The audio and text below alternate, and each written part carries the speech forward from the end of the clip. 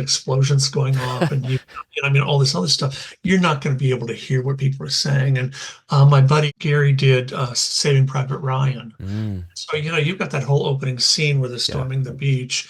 Yet none of the dialogue, I think very little of the dialogue, if any of it, was actually used. And Gary was actually on set with a couple of speakers blowing, sending out explosions and gunfire and all this stuff to help create the mood, which is pretty Yeah. cool.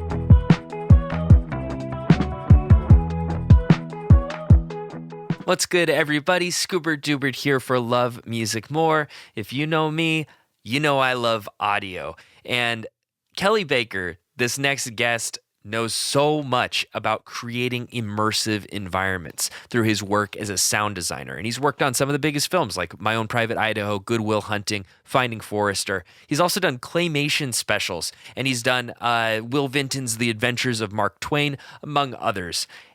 On top of that, though, he's also a screenwriter. He's a film director. He is an author. He does all of these different things all in tandem. And he's got this DIY spirit where he's got one foot in those large scale, big Hollywood productions and another in that pure DIY spirit of driving around the country, showing your film with your dog in your truck.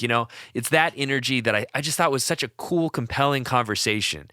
And even though his name is the Angry Filmmaker, he's been quite a nice dude in this conversation. But it's just great talking about world building, creating immersive environments through whatever medium you might be using, be it visual or auditory. It's all in that same goal. And also just like the little tips and tricks of the trade of making it so that the client or the director and the vision are aligned with the reality and the steps that you can take to get there. Just some really great anecdotes and a really great perspective on a very interesting and strange industry that is film. He also went to USC, my alma mater, so fight on, brother. Before we get in there, DistroKid is our title sponsor. DistroKid makes music distribution fun and easy with unlimited uploads, and artists get to keep 100% of royalties and earnings. And if you want to get on DistroKid today, we got 30% off for you. distrokid.com/VIP/lovemusicmore. A lot of slashes. You get 30% off if you sign up today. 1 million plus artists rely on DistroKid to get their music onto Spotify, Apple Music, YouTube, TikTok, Tidal, Instagram, and all of the major streaming services. One of the things I love about DistroKid too is I don't have to deal with the accounting. They handle it for me. So if I do collaborations or if I'm making music with my friends or somebody jumps on a track to sing on it or like somebody does me a favor and I want to hit them like 5% of that song or whatever, all of those things are possible, and they handle it without you having to do it manually and keep the spreadsheets and stuff. So yeah, DistroKid's really cool. I use it. Hopefully you will too. Go to distrokid.com/VIP/lovemusicmore to get your 30% off and get the unlimited music out there into the world. I hope you enjoyed this conversation with Kelley.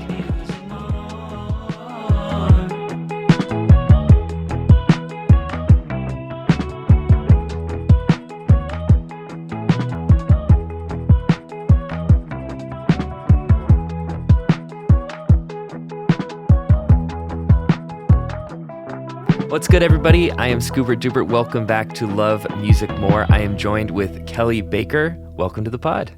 Hey, thank you for having me. It's my pleasure. I'm so excited to talk to you specifically about sound designing and then having a diverse career, because I think both of those things are such just large, important subjects for people to understand what it's really like to be an artist, to be able to develop a career that, a lot of people might not even know exists or know audio is manipulated and people can make money doing it and make an impact doing it. So I'm so excited to dig into that with you. Very cool. I'm looking forward to this. Awesome. Let's just start it off. I was reading your bio. I saw some of my favorite films on there.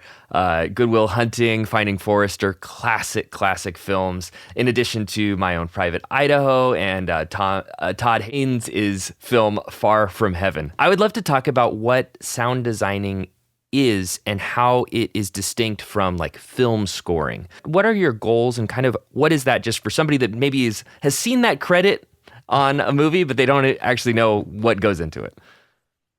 Basically, the composers, the music people, that's all they do. And so as a sound designer, it used to be supervising sound editor, but now sound designer is much more generally accepted.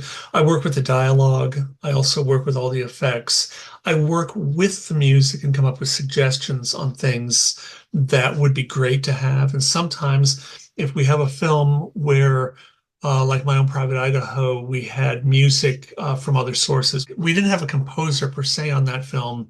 I got to remember all this. That's a while ago. Yeah. But we did bring in Bill Frisell to do some pedal steel work. But we were pulling music and from a lot of different places. And so in that instance, I'm making suggestions. We talked, there's this one scene where the kids are on this street corner. It's kind of a pickup thing at night. And the music we use is an old Rudy Valley cut, Deep Night. And, that's from the mid 1920s, late 1920s, not your obvious choice, but it's creepy. It had exactly the feel that we wanted. That worked out really well. But what a lot of people don't understand is when they go out and shoot a movie, all they're trying to do is get the dialogue. All the sound effects, all that other stuff we add later. And we will change things up. And I do sound design on documentaries, on dramatic films, whatever is because, and I feel, especially with my own film work, that you can say so much in a scene by what's going on with the sound effects, the backgrounds, what you choose to use and what you choose to bring up or drop down. Like I said, they go out and if you got two people walking down the street, they're doing everything they can not to record the street sounds because I can manipulate those and add those in easier than what they've got. Really, my big focus for anybody who's on a location is get the dialogue as clean as possible because we can do what's called looping or ADR the dialogue. It never sounds as good because the actors are not in the moment. They're not, in character. You bring them back to the studio later, and sometimes it's months later, and try to get them to replicate that feeling. Some actors are great at it, some of them not so much. As a sound designer, like I said, I feel like I get to work with all the elements. Now, you mentioned To Die For. It was the first time I got to work with Danny Elfman, and I'm a huge fan. Yes. He's a really, really nice guy. He's a lot of Awesome. fun. That's great to hear. Yeah, and he had a lot of his own ideas, but we talked ahead of time about, I think this scene is going to work really well with music, but this scene, can we just go with effects? A music editor, a friend of mine, Ken Carmen, who's done a lot of wonderful stuff, he has always said, I would rather hear no music than music poorly placed or the wrong music. And I think that that's real true. More and more, we're getting too many films that are wall-to-wall music and that doesn't get you anything as far as for emotions and going up and down the whole roller coaster. But so I do a little bit of everything with all of that stuff. And like I said, a lot of it depends on when we did Far From Heaven, the composer on that, Bernstein, Elmer Bernstein. I never even got to meet him. He had these ideas, and he was 90 something. I think it was the last film that he actually composed. Yeah. And Todd basically said, do whatever you want. We'll make it work. And, and it was a pleasure to work with his music. Like I said, I didn't even get to meet him, which bummed me out because I'm a huge fan of his. But his music was so spot on. He totally understood what the film was about. And so, you get those things, those composers that are wonderful, and you get composers that, you want to tear your hair out. That's great. I'd love to zoom in on kind of each step of that process a little bit. Let's just talk dialogue real quickly. What are some of the common problems? What are some of the common fixes? Like how much do you end up having to like do and massage that dialogue to really make it speak? And at what point do you go, hey, we got to ADR this. There's no saving it. Right. With all these big blockbusters that are out there now, a lot of those things they do have to ADR because when you've got explosions going off and all this other stuff, you're not going to be able to hear what people are saying. And my buddy Gary did Saving Private Ryan. So, you've got that whole opening scene where they're storming the beach. None of the dialogue, I think very little of the dialogue, if any of it, was actually used. And Gary was actually on set with a couple of speakers blowing, sending out explosions and gunfire and all this stuff to help create the mood, which is pretty Yeah, cool. that is cool. Yeah, Gary does a lot of amazing stuff. He's Spielberg's guy. He's done all sorts of stuff like that. But for me, with the dialogue, it's about performance and cleanliness. You want it to be really clear because without good dialogue, you got nothing. And so we always look at ADR as a last resort. If we can use that performance, because getting it on set and the actors are really feeling it, then that's what you want. That's what's going to sell the performance with all of that. A wonderful thing that I pointed out, Forrest Gump, which I did not work on. Forrest Gump, there's a scene when Robin Wright gets really pissed off and she's throwing rocks and the windows are breaking on the thing. It's a brilliant scene. And they did that in one take because it was such a heavy duty emotional thing for her. I mean, they said at the end of that take, she was drained. She put her all into it. And it's a wonderful scene. I love that scene. But the sound recorders came up and said, we got a problem. She's distorting. And they went back and they listened. And certainly there was distortion on her audio track because when you're rolling sound in the middle of a take, you can't start adjusting your levels. You've got to ride it. You do what you think is best. And they misjudged, which happens. They didn't know she was going to go that over the top. Yes. And after listening to it, they made the decision there's no way they could get her to do a take two. I mean, she was emotionally drained. And there's no way you can ADR that, right? It's not going to sound right. And so when you see the film, that piece is still in there and is still partially distorted. Nobody ever notices it, except for, some guys like us. You kind of have to watch the performance and see what's going on in the emotion, and that to me determines whether you really need to ADR or not. Now, sometimes, a car will pass by in the middle of a take, whatever it is, and you're stuck with those things. But we have a lot of filters and a lot of things we can do now to get rid of a lot of stuff. But my joke is always, but we don't have a performance filter. We can't up the performance. So really that's with dialogue, I'm always looking at how clean is this? Because, I always say that the only people who really care about audio in a movie is the audience. Because if they can't hear it, and we've all walked out of films where it's like, what the hell are they talking about? Yes. It's like, audiences will overlook bad lighting, poor camera work, they'll overlook out of focus shots. But if they can't understand dialogue, you're done. And so I think that's how I approach dialogue, is always with sound design. Dialogue to me is number one, even though a lot of people don't consider that sound design. You got to have that right, and then you pull everything else in. That's great. It makes me think of Dark Knight Rises with Bane. They had to go back in ADR because they did test screenings and nobody could understand. Like nobody got it. Oh God, that happens a lot. So do you kind of go through that too, where maybe you'll do a test screening and then get notes and then have to change that before the theatrical release? If you're doing a big Hollywood film, I'm contractually, I have to do screenings, and that's fine to see how things are working. The joke with To Die For was we did like 9 or 10 screenings, and part of it was because Gus was sticking to his guns on what he wanted, and the studio had different ideas, and so they would come back and say, your numbers are horrible. We want you to do this and this and this, and it's like, no, we're not going to do this. We're going to keep this. We're going to do this. Okay, we're going to do another test screening, and your numbers, and then the numbers in the test screenings, a lot of that stuff is kind of rigged on the studio side. Right, that makes sense. They know what they want, and they're going to get you to do whatever it is that they want. Yeah. And Gus held fast on so much of that. And so it just meant doing a lot of screenings in LA.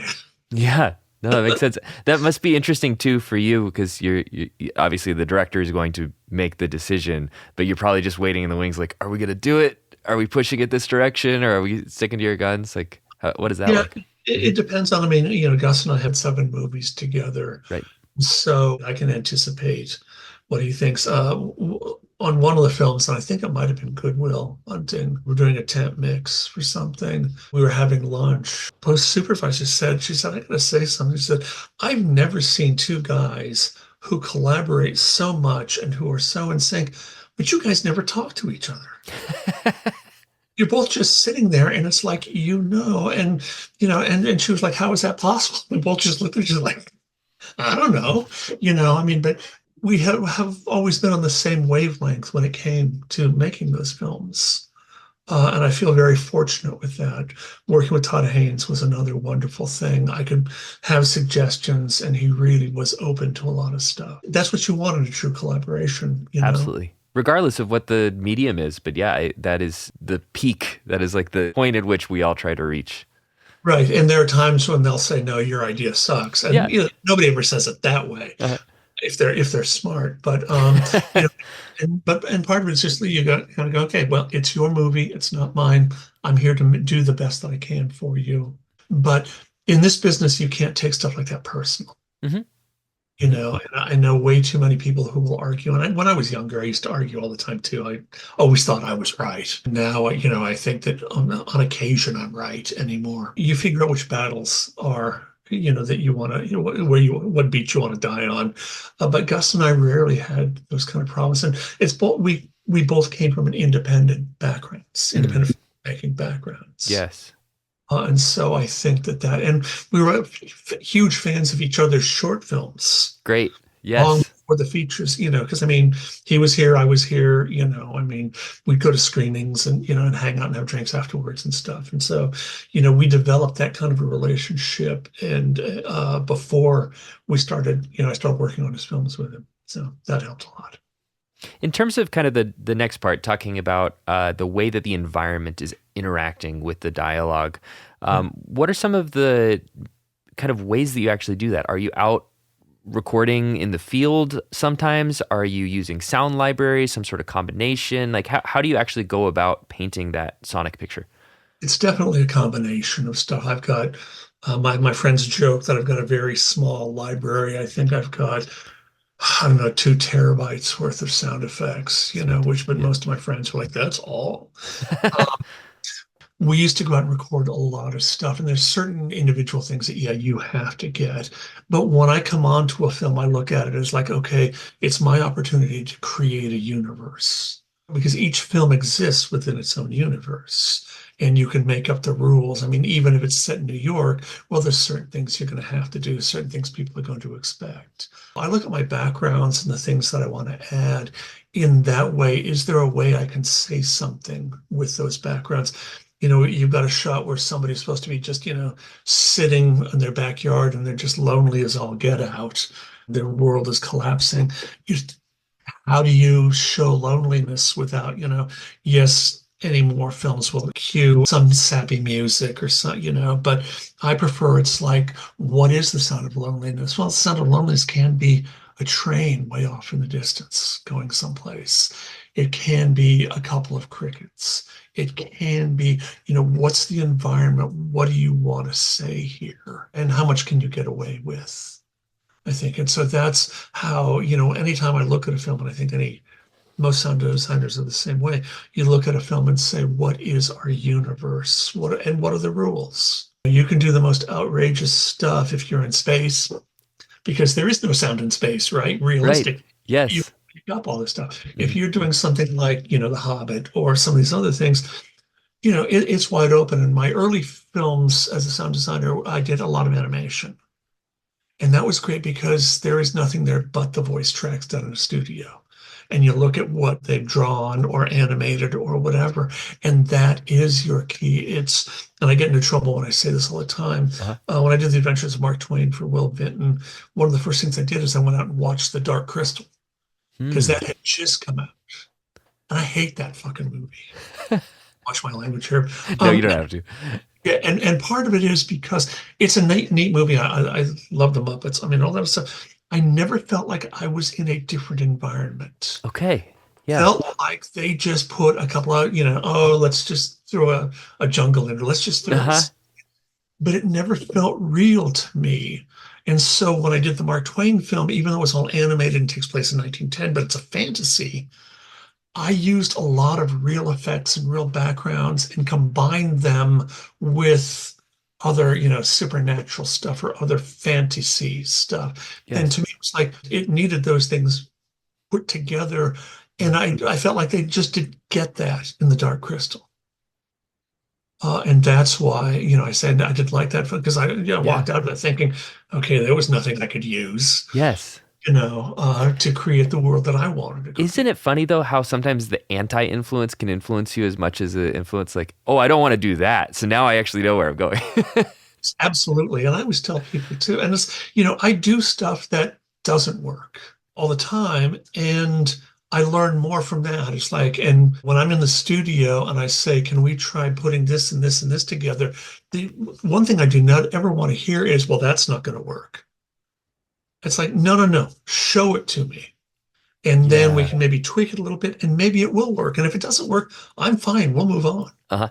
But to say that's not going to work without looking at it or listening to it is wrong. And the other thing that we do all the time is I will never tell the director or whoever I'm working with what I'm using for their sounds. Okay.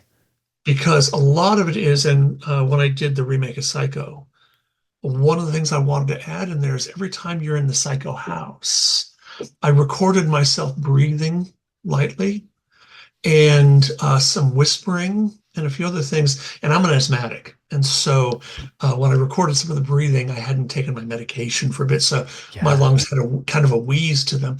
But I put those, I laid those down onto separate tracks. And on the mix console, they were unlabeled. So I just had these four faders here that didn't say anything, but I knew what. And, we've been going along and there's a character kind of creeping through the house, whatever. And I just start bringing these things in just enough so that you could hear them and kind of feel them. And we'd put them in the side speakers and on occasion we put them in the back. And after a few minutes of this, all of a sudden from behind me where Gus is sitting, I hear this, what the hell is that? And I just turned around, I was like, what? What are you talking about? He said, I don't know what you're doing. It's really, really creepy. And I'm really liking it, And so eventually, I said, okay, this is what it is. It's like, well, that Yeah. shouldn't sound that way. No, but it does. Yes. And when you didn't know what it was, you were fine with it. And he's like, just keep doing what you're doing.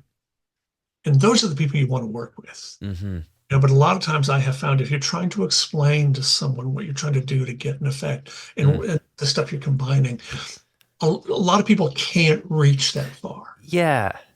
They Yeah. don't. But once they hear it, it's like, oh God, that is perfect.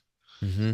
I used to joke with the animation where a character is walking through snow, and I grabbed a head of lettuce, of iceberg lettuce, cut it in half, and put it down, on a table with a microphone right there, and just started running my hands. It sounds like footsteps in snow. We do a lot of these things that if you were to look at it, you would say, no, that doesn't. But it works. Our mind, our eyes, our mind, our hand, it puts it all together. And that's one of the fun parts about what we get to do. The sound design, I always say it'll take you as far as your imagination and the director or the producer will let you go. When you get involved in something like that, you don't want them to start saying, oh, by the way, you can't do this, you can't do that, you can't. I turn down a lot of work because I'm at the point where I want to work with people that I know, people that I respect, people that I like, who are going to say, do whatever it is you do. Here's the film, and we will have conversations about what they're trying to say, what they want to do.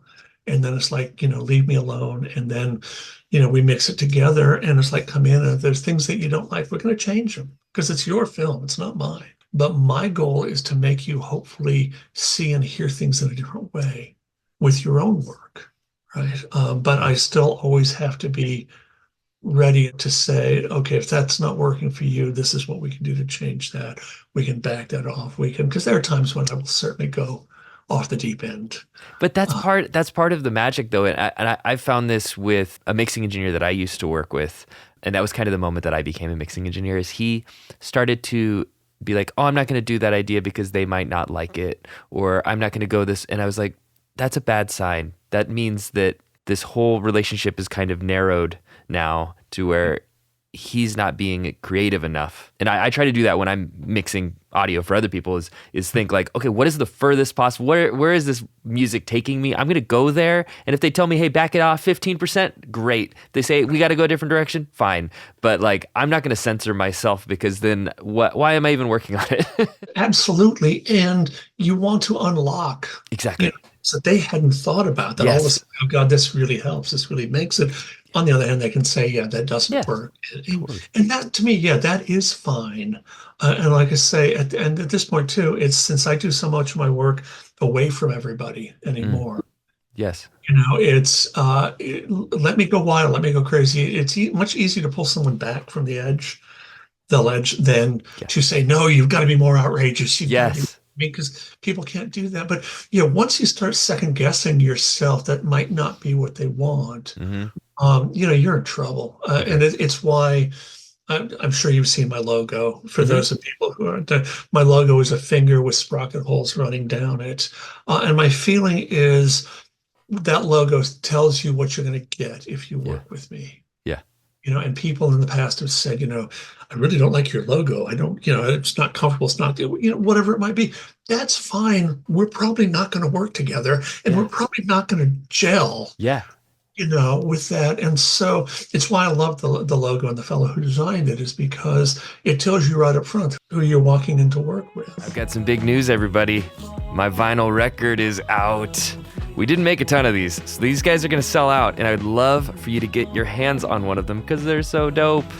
They're so dope. And it comes with a whole bunch of like liner notes and pictures and special stuff, the things that really went into making this record.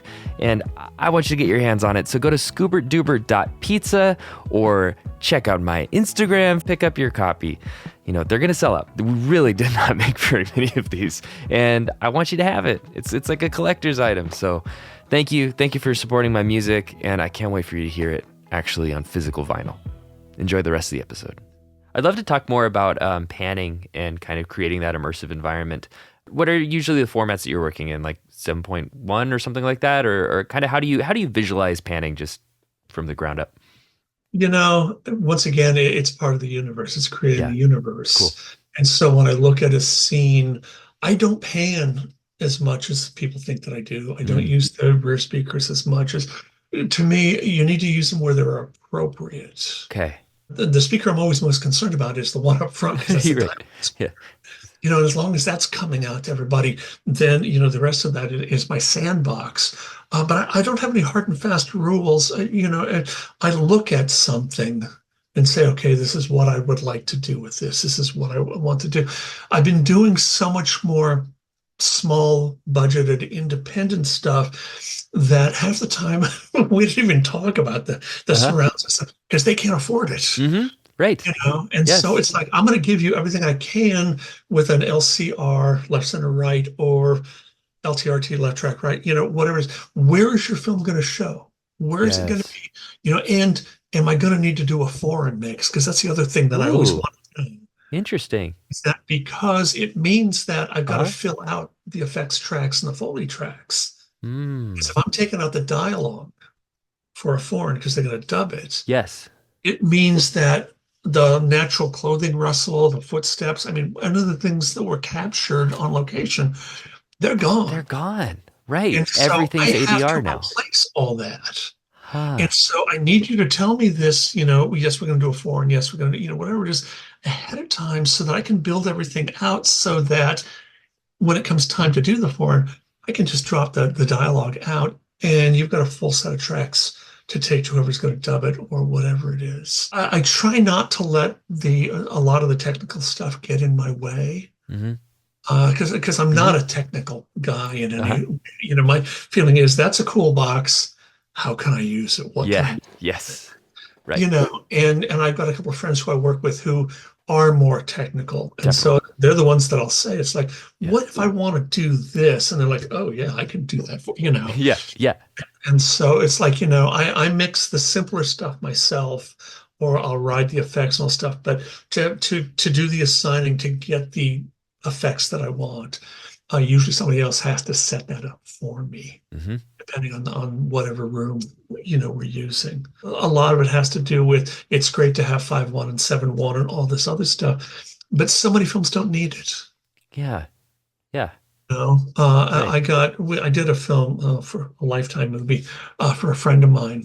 Uh-huh. Uh, but we submitted the thing and they sent it to quality control, which to me is bullshit. I mean, but I get these three things back. We're failing your mix because of this, this, and this. And so, the producer and the director, everybody gets on. We have this big conference call with the quality control people, and they're saying, and I said, okay, step one, you're saying that I'm not using track number 7 or whatever it was for the opening of the movie. You want to tell everybody what track 7 is?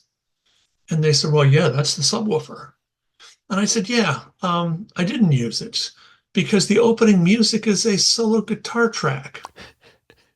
What the hell am I going to use a subwoofer for? Solo acoustic. Just a rumble. Yeah. And it's just this quiet, and I'm like, yeah. And finally somebody said, so I guess we should call this artist choice.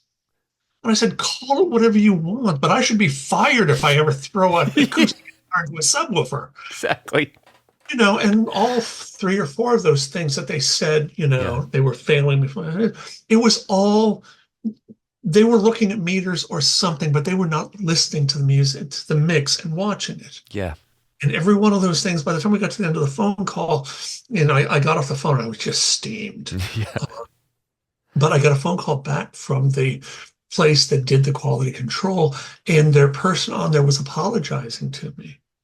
She said, listen, we looked you up on IMDb and we didn't realize you'd done all this other stuff. And I said, hold it.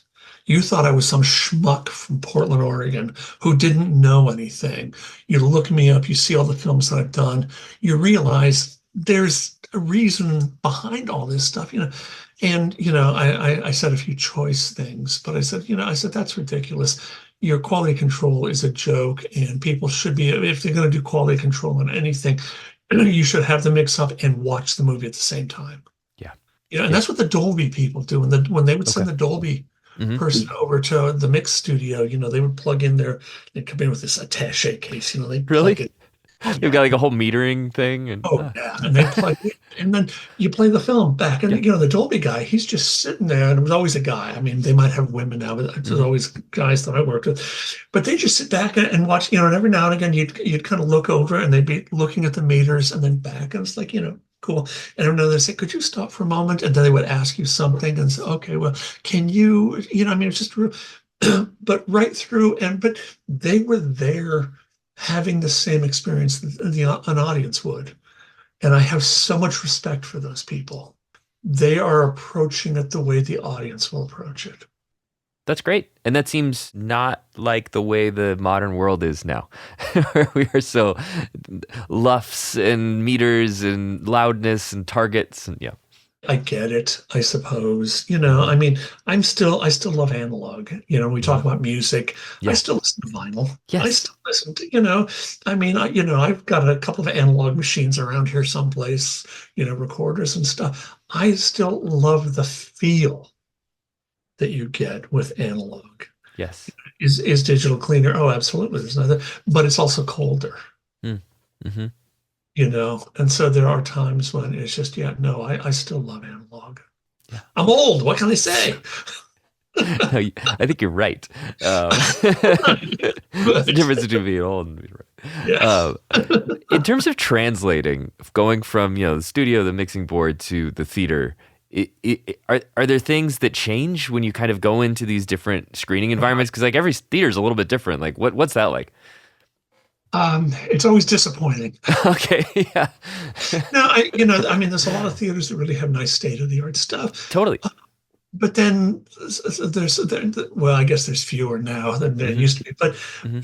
But then it always comes back to who's projecting. It's like we've got this high school kid who's getting minimum wage, and they're handling 5 theaters and a multi. How much time can they really, do?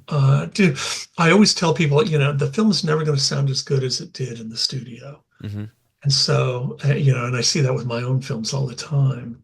You just try to mix to where you think it's going to sound good. I still, with some of my own stuff, I've got a small set of, shitty speakers that I'll still run a mix through when I'm done. Yeah. Just to make sure that the information is all there. It may not be pretty, but it's all there. But you walk through some of these theaters, and when we're doing a preview screening, I always get to go into the theater, and we'll run it part of it anyway before the screening starts, and I walk to different parts of the theater and listen to it from different places, and it's a crapshoot every time, and you just kind of have to say, we're going to compromise here. This is the best we can get it in this room. And as a filmmaker, when I've been at film festivals and stuff, I've heard my Yes. stuff sound horrible. Oh, oh, And I've heard it sound really fantastic, and I've heard it, yes. seen it, screened horribly. And what I took from that is, you can't get upset with anybody. I was at a festival once, and this guy got up before me, shown his film, and he's like, I don't know why I shot 35 and did all this work. It looks like hell in here, and this and this, and and he was just like, just ragging on the whole thing, and then looks out of the audience like, anybody have any questions? I was like, yeah, nobody was going to say anything, but he's also not going to get invited back, so sometimes theaters and, festivals and stuff, sometimes they have problems, and they're working so hard to try to make it better, that you just have to take it all with a grain of salt. I've heard my stuff horribly butchered. I've heard it sound really fantastic. You just kind of go with it and just say, hopefully the next screening will be better. Or, you never think that hopefully the next screening will be worse. Yeah. But hopefully the next will be better. And, with everybody watching stuff at home now, who knows what they have? So true. I mean, because you get these huge, TV screens, but, the speakers are still tiny in those things. And some people hook up their own stuff. Well, how do they have that adjusted? The Dolby guy doesn't come into your home. No. And we all have weird shapes in our homes too. I've got like this inset by the fireplace, and it's like, what am I gonna do? And so, like I say, I think you just kind of do the best job that you can. Yeah. And then, it's out in the world, and you're off to the next one. Mm-hmm. And it's a great point about focusing on that dialogue, because that's the main thing you want to, even if they're watching it on an airplane with the speakers that they got or the headphones they got from Delta. Right. Oh God. I don't watch stuff on airplanes. Yeah, totally. I mean, I was sitting here, and I had a bad flight once over the Atlantic coming back from London. Yes. And just a place, and there's like hardly anybody on the plane, so you can't talk to them. Yeah. But I'm so busy adjusting back and forth, trying to adjust, throughout this whole thing, that it's like, just get my mind off the turbulence. Yeah, yeah. But I realized how horrible those things sound. And but people put up with it all the time. Hey, I saw you work on the plane. I really like the sound you did. And you're just thinking, you don't know anything. You don't say that. Big plane engine right next to them. Yeah. Yep. Yeah, but it's the same thing with people's phones and stuff. Mm-hmm. I would never watch something on a phone. I wouldn't. We're purists, I guess, because we know what it can sound like. Yeah. Even when I'm home watching something, my whole family knows, shut the hell up. Yeah. Right. This is pretend you're at the theater. Yes. I can't binge watch stuff either. Yeah. 90 minutes to 2 hours, whatever it is. I'm done. I have to get up and walk away. What do you think about movies getting longer? Because that's been something that I feel like I've been noticing just as it goes on, like more and more 3-hour features. It just kind of seems like the graph is going like this.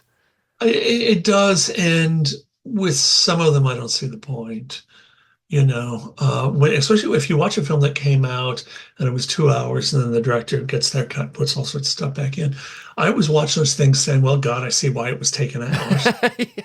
I guess if you have a story to tell that's going to take those hours, then you do it. I mean, I don't remember complaining watching a film like Barry Lyndon or 2001. I mean, some of these older films that were long, Lawrence of Arabia. Oh God, if you can see that in a theater in 65, wow. Then absolutely do that. Yeah. Especially if it's one of these superhero movies. Yes. And let me be right up front. When I was in college and in my friends' stuff, I subscribed to a whole bunch of comic books. Yeah. I love comic books. And at some point, I just kind of stopped. I love the storytelling. I love all that stuff. I've seen a couple of superhero movies, but I'm just not that interested. I'm also the guy who I read Lord of the Rings and thought, well, that's kind of a nice little series of books.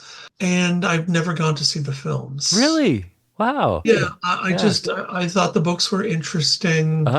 And a lot of times, if I find a book that I really like, I will not go see the film. Yeah, I understand that. Because, yeah, because we have to do things different Yeah. to make it work for the two different mediums. Right. And also you can preserve that mental image that you have of what that character is and that kind of stuff. Yeah, and usually it's like, oh God, I wouldn't have cast that person. That's Yes. not, that's not Yes. in my head. Right.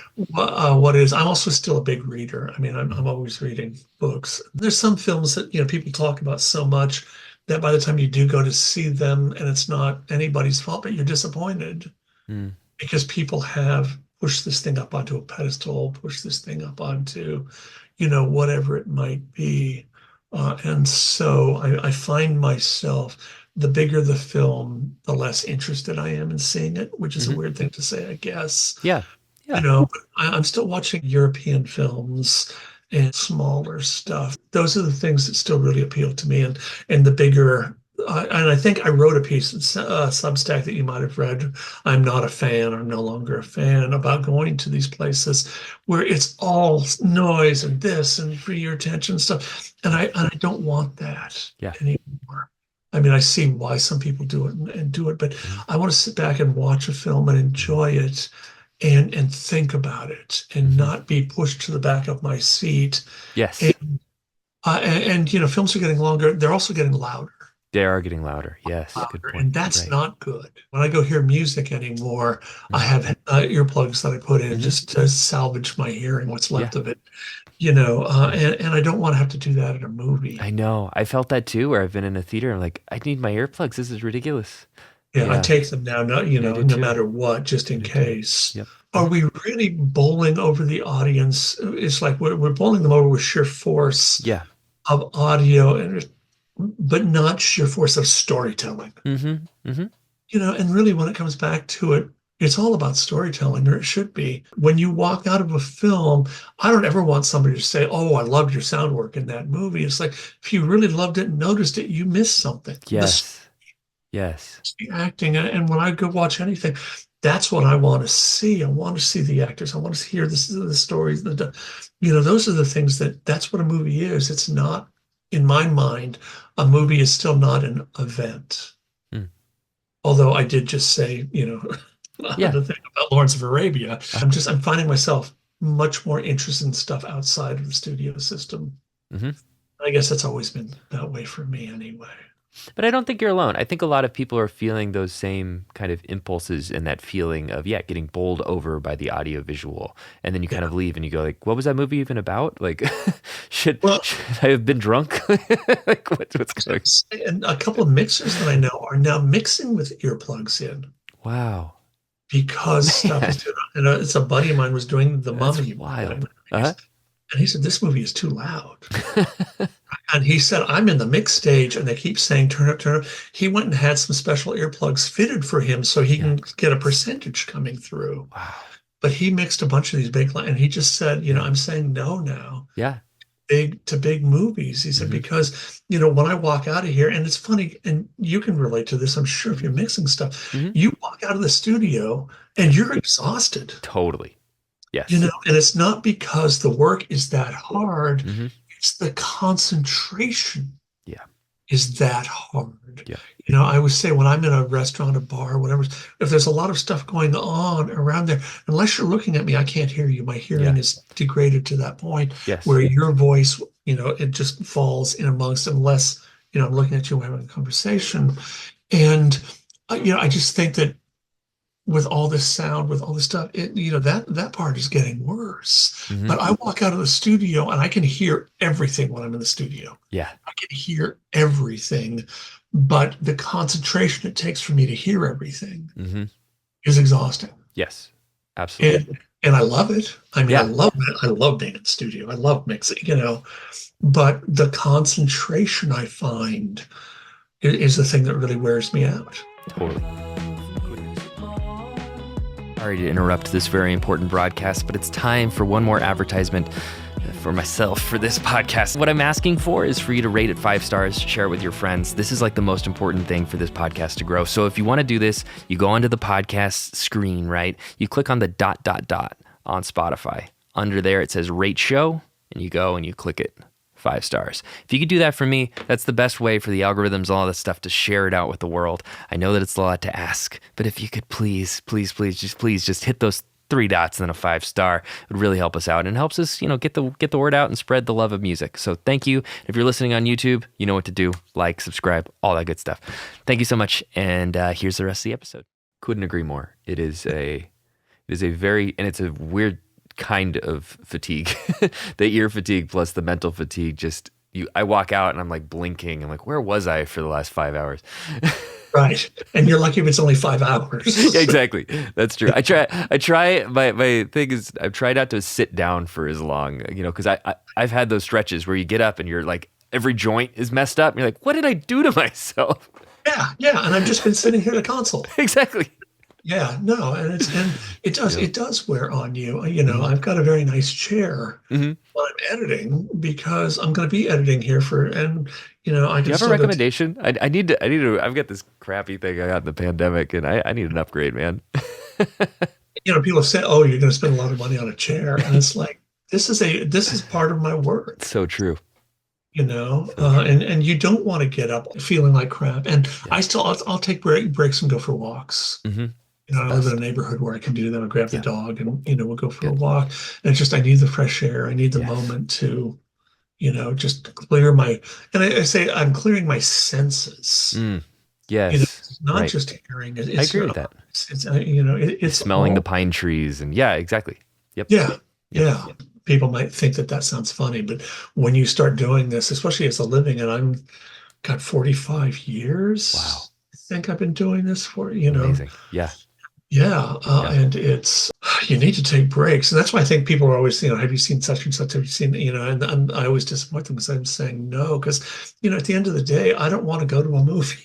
Yeah, right. I've been watching screens all day. I want to go for a walk. I want to read a book. I want to get the bicycle out, the skateboard, whatever it is. Yeah. I want to sit out on my back patio with a glass of wine and stare at the stars. Exactly. But people just think that if you're in the business, we did and we do still. You eat, drink, and sleep, all this stuff. Especially when I was starting out and when I was in film school. I mean, we would kill to be in the positions we were in. This is what we wanted it all so bad. Yeah. I don't see that as much anymore with younger filmmakers, But we would work all night. We'd work weeks. We were just so focused on this, and I miss that. Mm-hmm.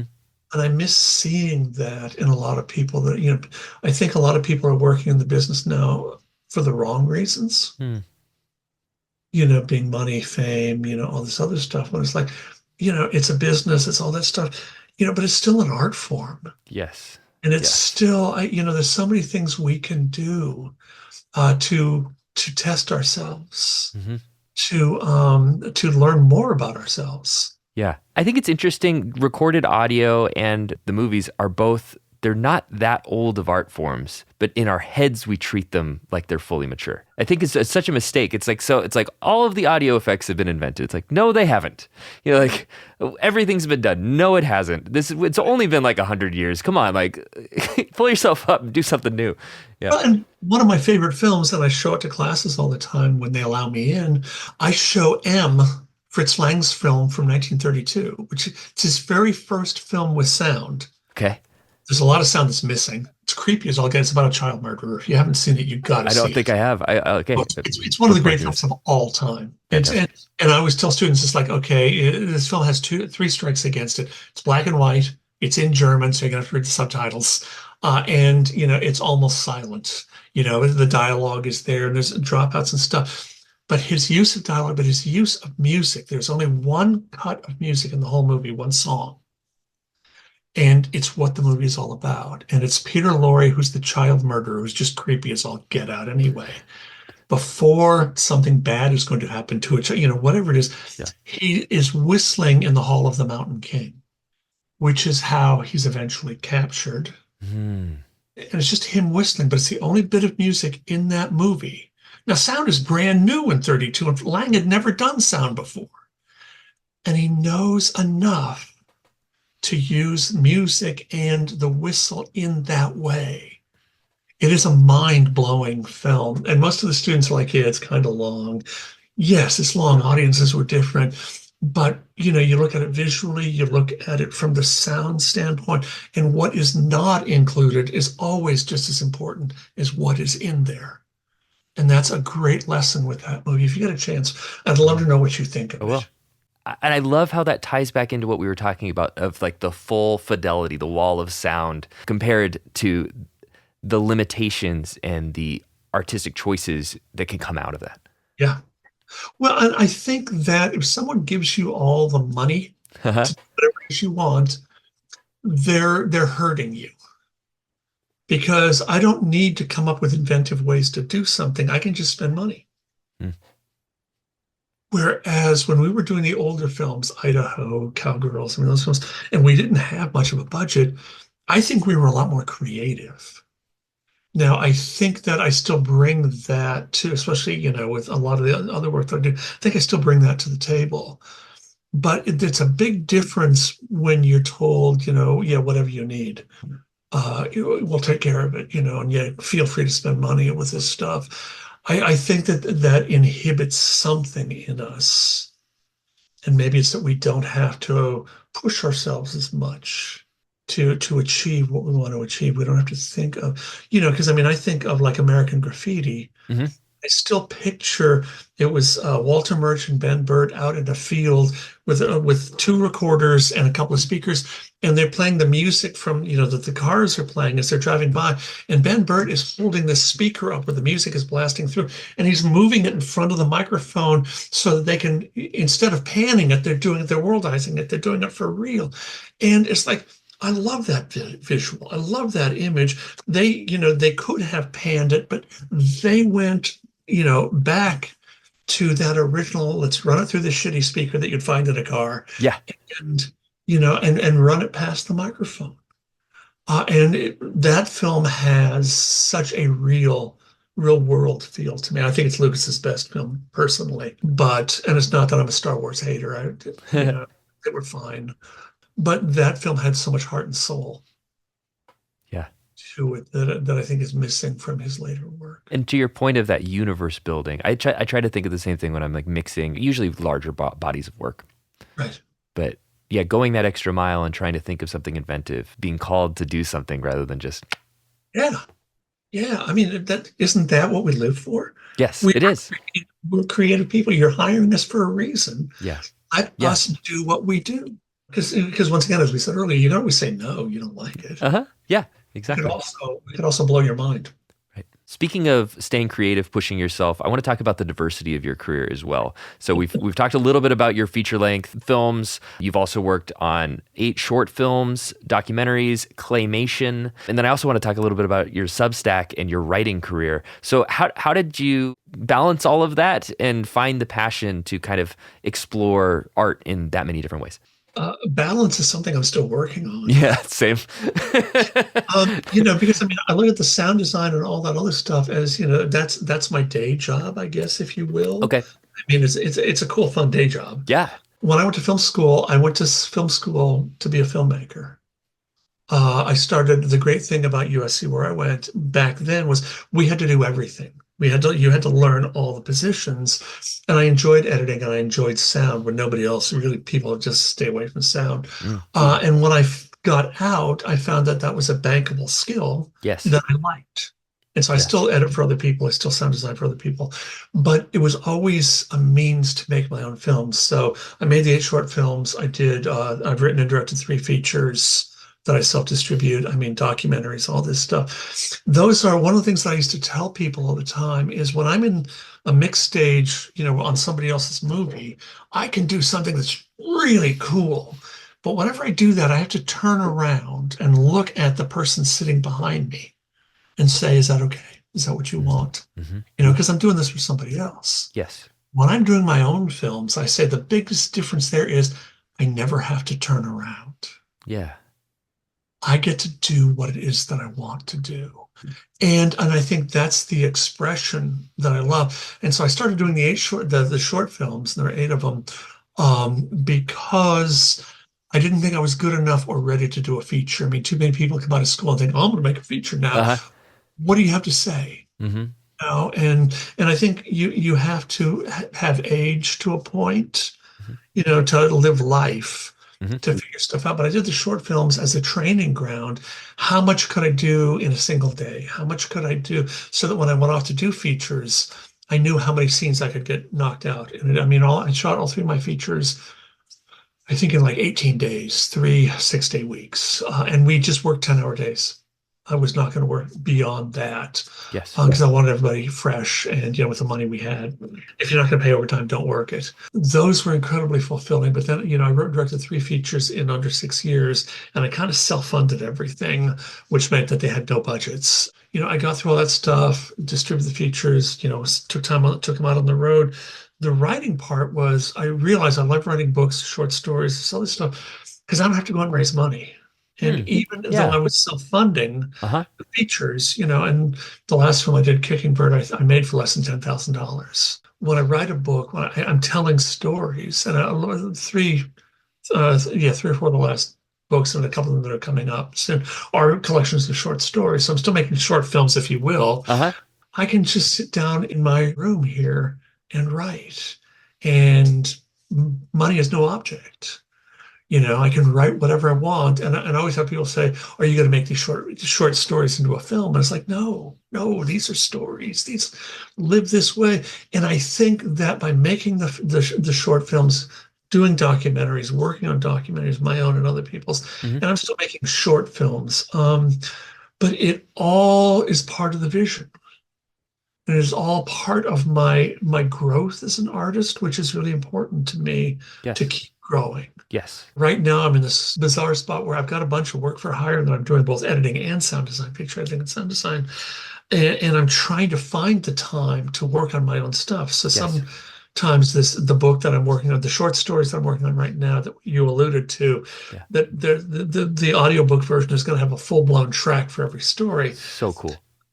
but it's was it 23 stories. Yeah. And these stories range anywhere from 10 to 20 minutes. And so I'm making 23 short films Yeah. because, who cares if Kelley Baker is writing a book of short stories? Who cares if there's an audiobook by Kelley? We don't even know how do you separate yourselves from other people? And I just thought, you know what, with the sound background I have and the fact that I enjoy this, Mhm. well, why not see what I can do about putting full tracks on? Yeah. And I thought, I can throw a couple of backgrounds in, maybe a little effect here and there, whatever. But as I got into it, I realized now it's going to sound like shit.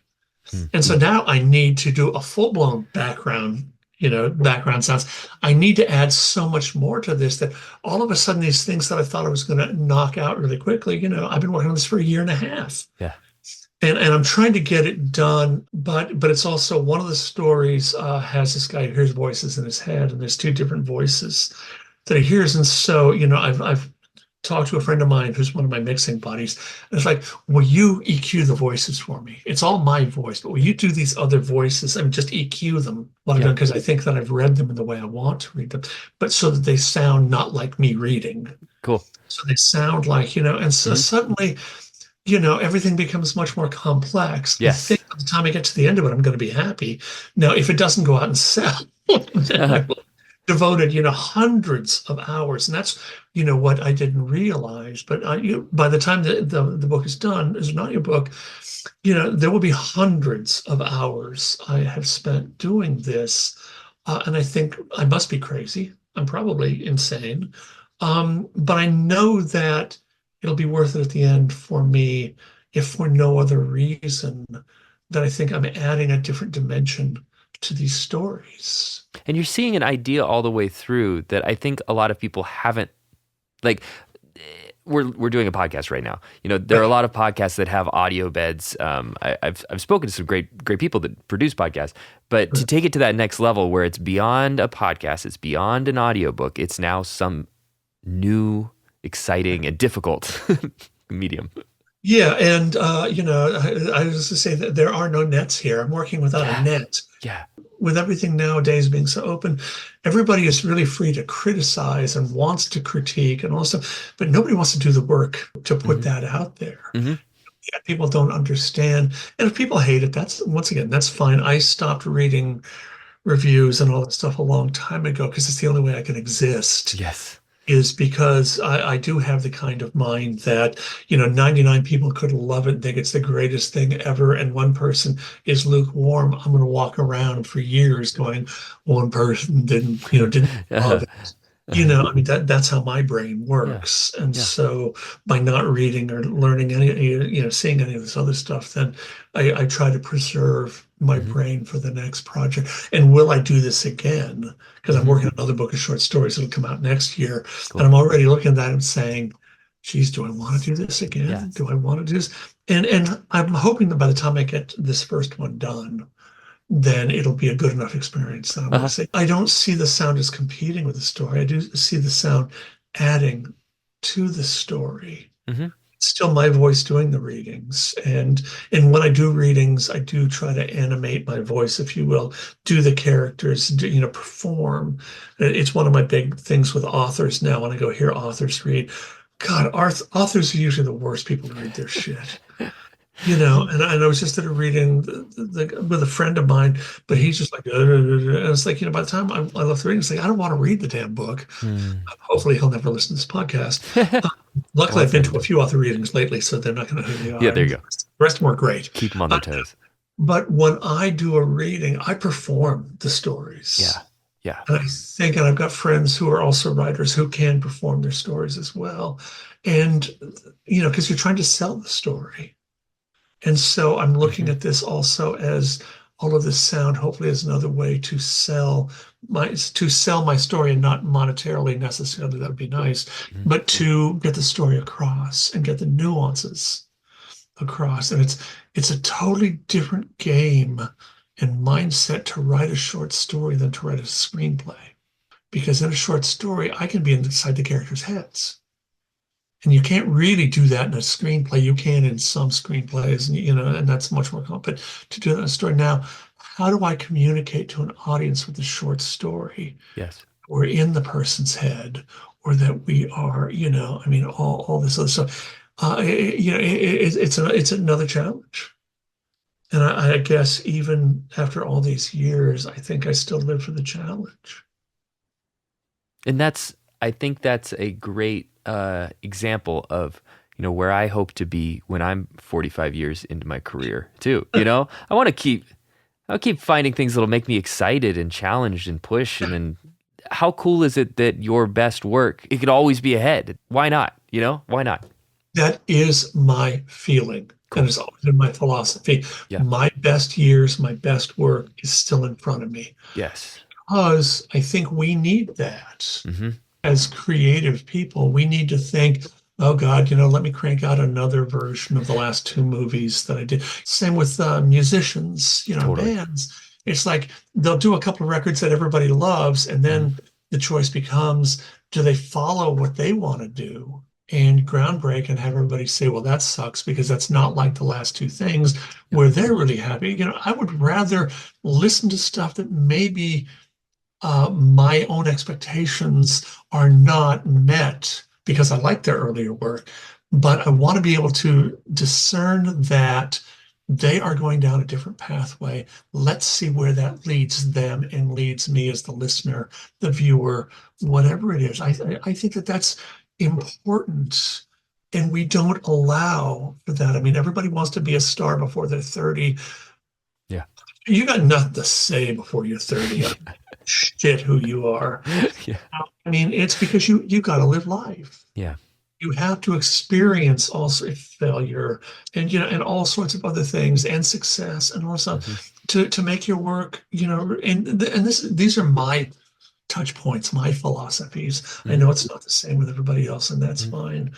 But I see stuff that's done by people, and I usually don't want to find out the ages of people who are doing, whose films I'm watching. Hmm. I can always tell by the cast, because people always cast people their own age, Hmm. and stuff like that. But it's, I want to see them deal with things that I guess are more universal, more general, things that we can all identify with. And Hmm. I think, and I was told by a lot of people, my short films were successful, and they've been shown all over the world because I took things from my life that people could understand. I mean, there's one called Stolen Toyota about my truck being stolen and totaled. And Yeah. I made a little 7-minute film about that film. That film's been seen all over the world, Mm. literally. And I always get stopped, wherever it's played or whatever, people say, I had my car stolen too. And God, I could sympathize and empathize. The same things happen to us all. One of my films was about my high school dating career, which was a disaster, and people would see that. It's like, oh God, I can really relate. I'm high Mm. school. I was geeky. I was Mm. horrible.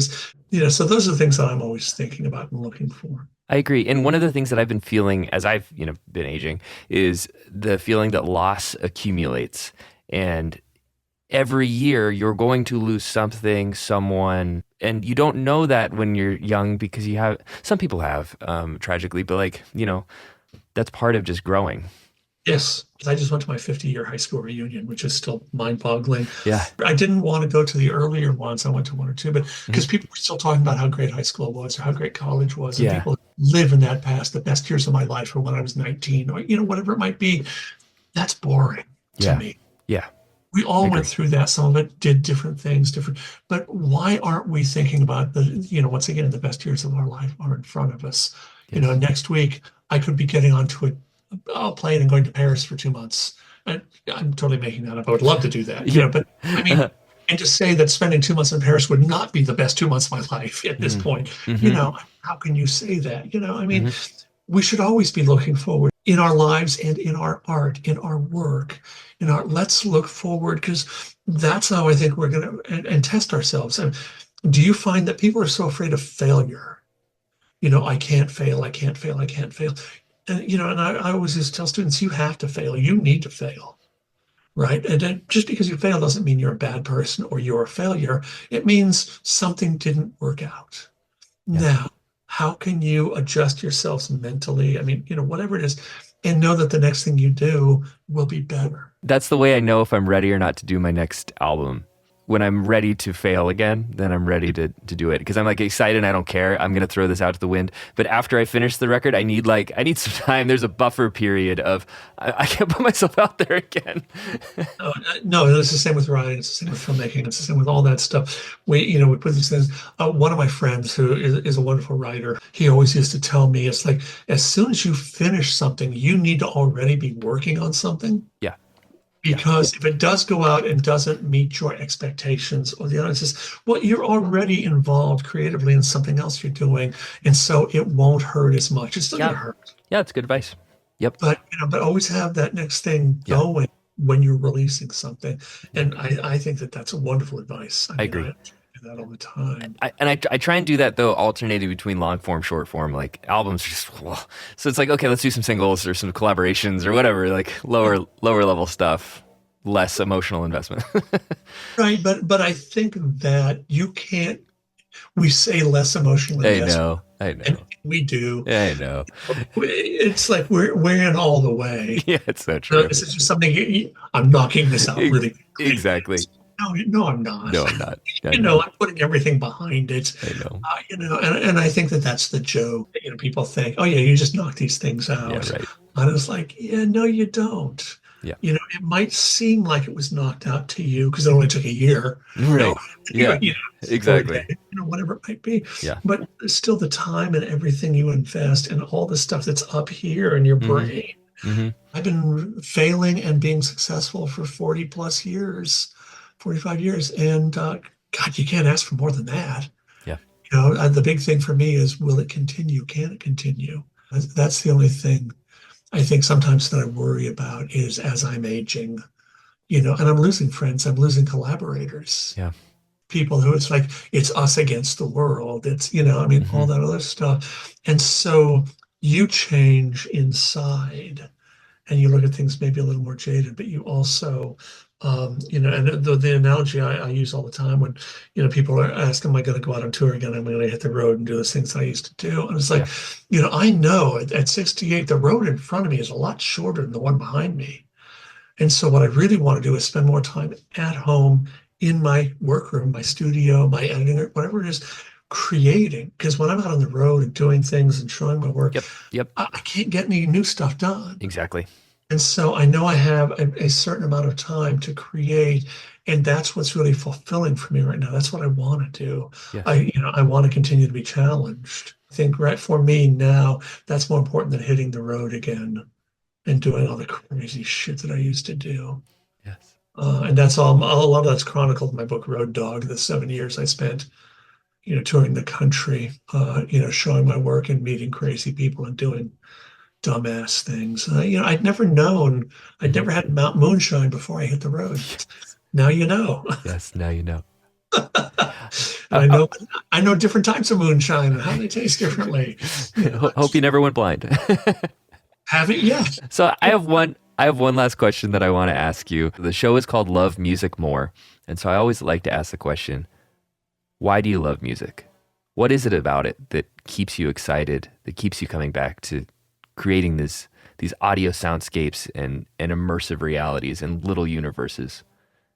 God, without music, life would be really boring. We hear songs that can take us, transport us to a particular time in our life, good, bad, indifferent, different. Gary Rydstrom told me once, and this has to do with music, but it's not just music, it's audio in general. It's like if someone you love passes away, how do you want to remember them? With a photograph or a recording of their voice? Yeah, I want to hear their voice, be it an old phone message. I mean, whatever it is, because that's going to make me see that person and feel that person much more than a photograph. I mean, I've got a ton of photographs, and somehow some of those people, I can't see them anymore, if you know what I mean. I I can't know what you hear it. mean. But with music and audio and everything else, it's all the senses. It brings back in all the senses. I can hear a song and remember the first time I heard it or whatever it was, and I can smell the place I was in. I Yeah, can look in the eyes of the person I was with when we discovered this. I can, and audio does that in a way that visual things cannot. People always say audio is so hard to do because you can't see it, but you're using the wrong senses. You need to use them all. And I think that that's why I love audio in all its shapes and forms. And I love music. I mean, I think that the very first concert I ever went to, I think I was 10 or 11 years old, I saw the Supremes. And then a cool. while later, Wow. I saw the Beach Boys, and Brian Wilson was still touring. That's how old I am. Yeah. And Buffalo Springfield opened, and I mean, all Yeah. this other stuff. I can still remember that kid going to the Coliseum and seeing all that stuff. And it was it's like, oh God, opening your eyes and everything. And I don't know anything else that can do that for us the way audio and music can. And I'll still put on some Beach Boys every now and again, along with everything else that I listen to. And I think you're probably incredibly eclectic to what you listen to. And I think we have to be, because we're stealing from artists of all sorts of other generations, aren't we, to do our stuff. From all So around yeah, the world. that, that's my answer, I It's a guess. great answer. Yeah, I cannot imagine a life without music. I agree. And I hope that's the centerpiece of what I'm trying to do with this whole podcast is try to impart that on people and let them know how much the artists that they love, whose art they consume and is part of their lives, think about it and care about it and give to it. We have to. I mean, otherwise, why do it? Yeah. And everybody always says art is not important. This is not important. That is, well, shit, look at when we went through that pandemic. People were screaming for more content, more. Right. And it's like, I don't like that word content. We create things that are personal. Yeah. I think anytime you make a record, anytime you're putting yourself into it, or, music and art is very personal. Well, also think about the way you feel. So when I'm on TikTok or Instagram Reels for a while, I Right. finish and I feel gross. I feel like, what did I just do? Why did I just do that? I Right. let it Right. win. When I Yeah. sit down and intentionally watch a movie or listen to a record with my eyes closed at night at like 11 p.m. where there's just silence around me, that I don't feel that way afterwards. I feel fulfilled. I feel bigger. I feel stronger, more connected. And I tell people that the two most interesting music moments for me Yeah, were I came to Pink Floyd very late in cool. the conversation. It wasn't until the 80s, maybe in the 90s, Yeah. when I'd heard Money, I'd heard a few things like, yeah, Hmm. okay, whatever. Hmm. But somebody handed me Dark Side and said, sit down and listen to this from beginning to end. Hmm. And I did, and then I listened to it from beginning to end 3 times in one Yeah. sitting because it's Yeah. like, holy shit, there's a lot going on here. That's what I do now. It's like I listen to a lot of their stuff and get so much more from it. But the other thing that really got to me was a friend of mine said, get that Robert Johnson CD, the blues CD, put it in your CD player and turn off all the lights in your house, your room, whatever, put a candle on or whatever, and just sit there and listen to that CD. And if you don't think that he signed the deal with the devil, you know, that is the creepiest goddamn CD and music that I've ever heard, and I love it. And I will go back and listen. I don't think I'll ever listen again with the lights off. Because I Yeah. mean, it was an incredible experience, and it Yes. kind of freaked me out. Yes. Right. But it Yeah. was worth it. It was Yeah. what we need, what I needed to do. Yeah. And yeah, I mean, to experience stuff like that, I love the fact that you used to listen to whole albums with the with the lights off and shit. I do too, and it allows me to get lost Hmm. in the music and in my thoughts. Hmm. And that's a wonderful and scary place to be some nights. Agreed. Agreed. But Yep. it makes us who we are. People saying there's no good music today. I totally disagree. But to say that music is not as vibrant as it once was, you're not looking hard enough. You're listening to the mainstream and what people are telling you to listen to. I have so much respect for Taylor Swift. Am I a fan of her work? Am I a fan of her songs? They're fine. But thank God we have someone like that. Thank God we still have these people nobody's ever heard of cranking their stuff out in their garage, in the Hmm. kitchen, in their bedroom. I mean, there's still a lot of great stuff out there. It's not being handed to you like maybe it once was. But there's always good music. There's always good art. There's always good movies. You just have to look. Yep. And you have to reward the ones that are doing that, in your opinion. And I think that's part of the magic of the late 60s, early 70s, is that people went. There were stadium shows for these acts that we look at as classic. If Right. they came out today, would there be a stadium full of people there to go see them? Like, you decide. Yeah, no, I don't Yeah. think so. But it's also going to hear the local people. Totally. Totally. Giving But giving that giving energy. Yeah. Yeah, yeah, and know that these people are pursuing their dream, their goal, whatever it is, and that has to be rewarded. Maybe not financially, but it's like to tell a local musician, God, I love your work. Yeah. Yeah. It's, oh, I bought one of your CDs at your last show. Right. Dude, this was amazing. I know. That means so much. I mean, I still get, if somebody likes one of my books, Yeah. and they send me a note, I'm good for the next couple of weeks. Yeah. Say what you want about the rest of my work, and once again, we're in a society where everybody thinks that all this stuff is easy, and it's never been easy. With all the music you've done over the years, do you sit down and say, okay, well, this record is going to be easier? No. I get No, better at procedural stuff. I can fix problems faster. right. Right. But, every time I sit down to write, it never gets No, easier. no, of course And not. to a point, and this is an author I know told me this Yeah. once, she Yeah. was in her 80s, but she said it gets harder every time. Yeah. Yeah. It was like when I was in my 20s, I thought, oh, she's just saying that. She's Mhm. just, oh God, I get it now. Yeah. And it does get harder every time, and you have to push through different walls Yep. to get there, but it's still just as rewarding, Hmm. and maybe even a little bit more rewarding I because think you're so. standing, I think so. Yeah. but I mean, and I hope it never does get easy. Right. If it gets Yeah. easy, then I question my commitment. Yeah. You question what you're pursuing now. Like, yeah, where am Yeah. oh, you're just doing the same thing again. We should leave the people wanting a little more so they can go to your Substack and check you out, and then subscribe so they can hear about the audiobook that we were just talking about, so they can pick that up. So where can people find you, Kelley? Easiest to find me at angryfilmmaker.com is my website. And all my stuff is up there. I am on Substacks, Kelley Baker. I'm on Instagram as Kelley Baker and Angry Filmmaker. Same with Facebook. I still use social media. And I don't mind if people reach out. I try to comment on all the Substacks that I read. Yeah. And I know, if somebody's got thousands of persons, what does it matter?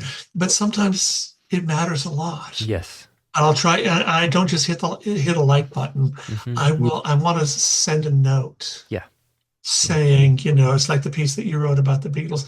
I'm going to be sending you a note in the next day or two Oh, thank because you. I really enjoyed it. I'm so glad. And I want you to know that and not just, oh, I like your work. It's, when you said this or compared this to this, I get it. You're right. Or I agree. Or, Or you tell know, me where it's wrong too. It's yeah, one person's. Yeah. right, right. Yeah. No, the joke is on my website. Uh-huh. The email to get hold of me, the email that pops up is botherme@angryfilmmaker.com. That's great. And I get people who say, I was afraid to send you an email. And he says, good, good. Yes. Because I don't want a lot of stuff coming my way. But Right. if you've thought about something or have a legitimate question or whatever, then definitely reach out. And it's why I love Substack. Yeah. Me too. Substack, we can have a conversation. Yep. It's a great platform. I'm really happy to have discovered it because it's Me not too. talked about enough, and it's the best social media I've ever seen. I'm with you. I use the other things Yeah. to promote stuff, but I use Substack to the pieces that I write, I think about, Yeah. and that's Exactly. kind of neat. That's really kind of neat. But Yeah. so angryfilmmaker.com and those other Great. things, please. And like I said, I do when I used to teach, I'd encourage students reach out even when the class is over. If you've got a question, if I can save you some time trying to figure something out, then I'm happy to do that. Perfect. Well, thank you so much for the great conversation. I really enjoyed it. I hope Me the too. listeners did Thank too. you so much. My pleasure. And keep doing what you're doing, man. Thank Keep you. doing this. I will. Likewise.